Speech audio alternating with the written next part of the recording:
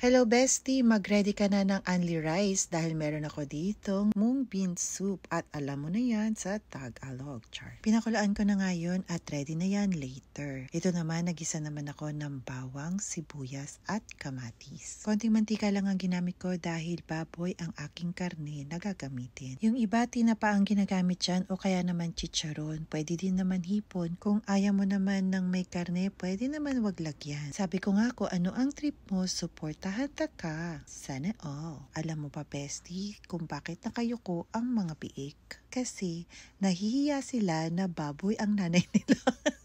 Ilagay na nga natin yung mung beans at syempre luto na yarn. Isasama ko na muna yan sa pagsangkutsa at pagkatapos nilagyan ko lang ng konting sabaw niya para hindi dumikit sa kaldero yarn. Nung mga bata kami, parang ito ata ang lagi naming ulam tuwing Friday.